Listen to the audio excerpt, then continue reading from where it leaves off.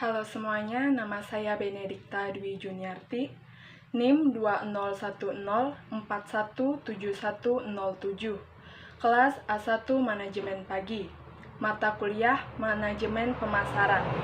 Dosen pengampu Bapak Adi Mursalin, SEMM. Di sini saya akan membacakan tugas meringkas bab 2 tentang penerapan konsep pemasaran. Yang pertama, penerapan konsep pemasaran melalui perencanaan strategis.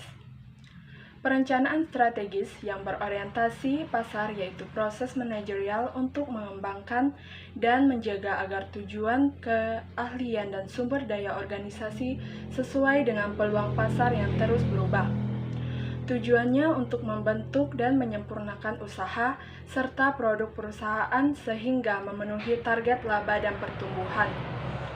Untuk menganalisis lingkungan internal dan eksternal digunakan analisa SWOT, yaitu Strengths, Weakness, Opportunities, dan Threats. Analisa SWOT adalah satu pekerjaan yang cukup berat karena hanya dengan itu alternatif strategis dapat disusun. Salah satu metode analisis SWOT yang merupakan rangkuman dari beberapa model adalah diperkenalkan oleh Kearns 1992. Data eksternal dapat diperoleh dari lingkungan di luar perusahaan, seperti analisis pasar, pesaing, pemasok, pemerintah, dan kelompok kepentingan tertentu.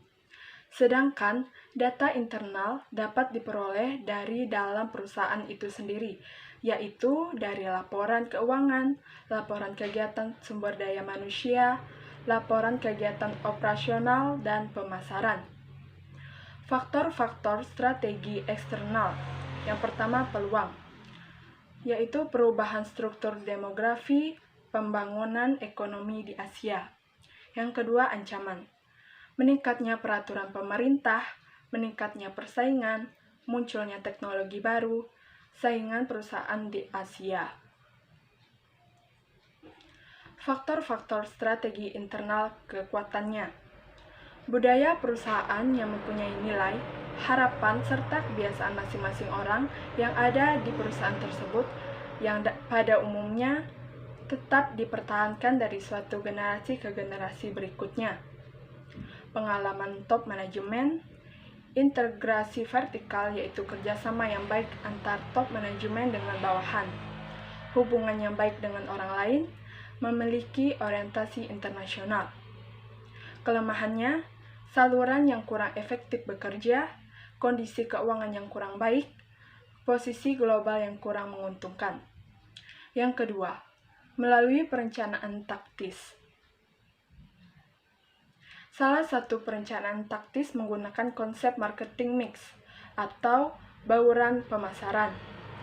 Marketing mix adalah perangkat alat pemasaran tekstil yang dapat dikendalikan, yang dipadukan oleh perusahaan untuk menghasilkan respon yang diinginkan pasar sasaran.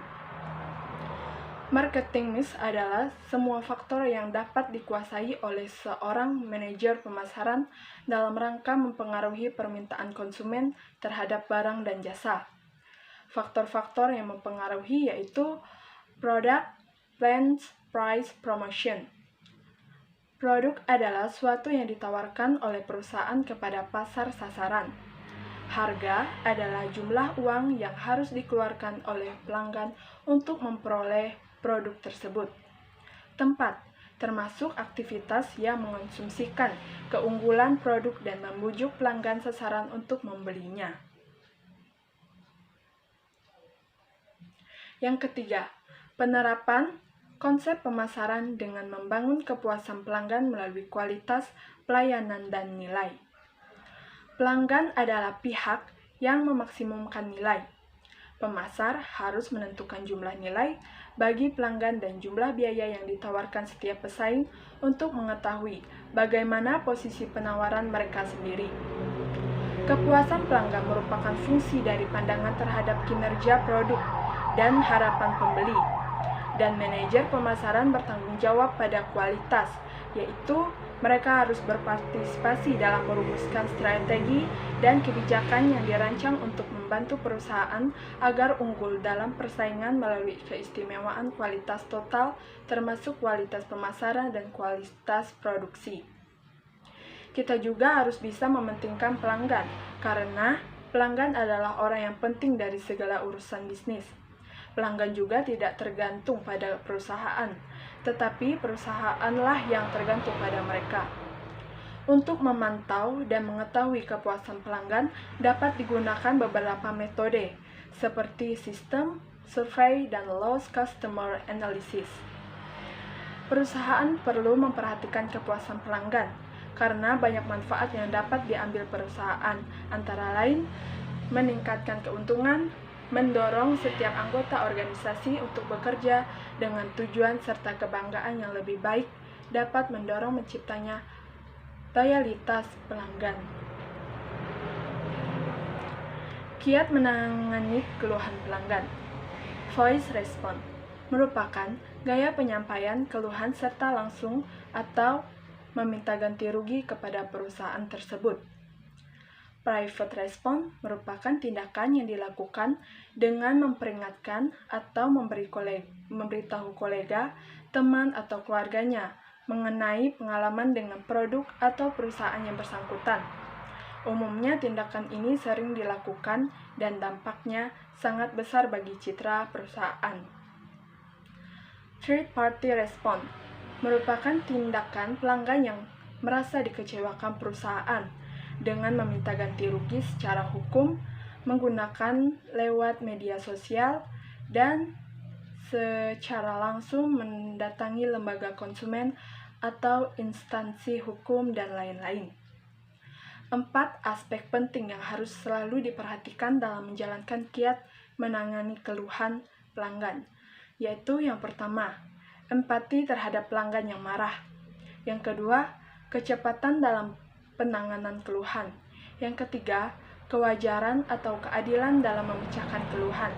Yang keempat, kemudahan bagi pelanggan untuk menghubungi perusahaan. Yang keempat, penerapan konsep pemasaran dengan cara memantau lingkungan pemasaran. Lingkungan pemasaran adalah berbagai aktor dan kekuatan dari luar bagian pemasaran yang mempengaruhi kemampuan manajemen pemasaran untuk mengembangkan dan memelihara hubungan baik dengan pelanggan sasaran. Lingkungan pemasaran harus dipantau karena banyak perubahan-perubahan global yang harus cepat diantisipasi oleh firm, yaitu percepatan yang besar dan dalam transportasi, komunikasi dan transaksi keuangan internasional yang mengarah pada pertumbuhan perdagangan dan investasi dunia yang pesat. Keberhasilan dari manajer pemasaran adalah dapat menganalisis dan pengaruh faktor dan kekuatan tersebut dapat dijabarkan. Lingkungan pemasaran tersebut adalah yang pertama, lingkungan mikro, yaitu berbagi kekuatan yang dekat dengan perusahaan yang mempengaruhi kemampuan untuk melayani pelanggan. Yang kedua, lingkungan makro, yaitu berbagai kekuatan masyarakat lebih luas yang dapat mempengaruhi seluruh lingkungan mikro, antara lain demografi, ekonomi, alam, teknologi, politik, dan budaya. Sekian yang dapat saya sampaikan tentang materi penerapan konsep pemasaran meringkas bab 2 buku manajemen pemasaran. Atas perhatiannya saya ucapkan terima kasih.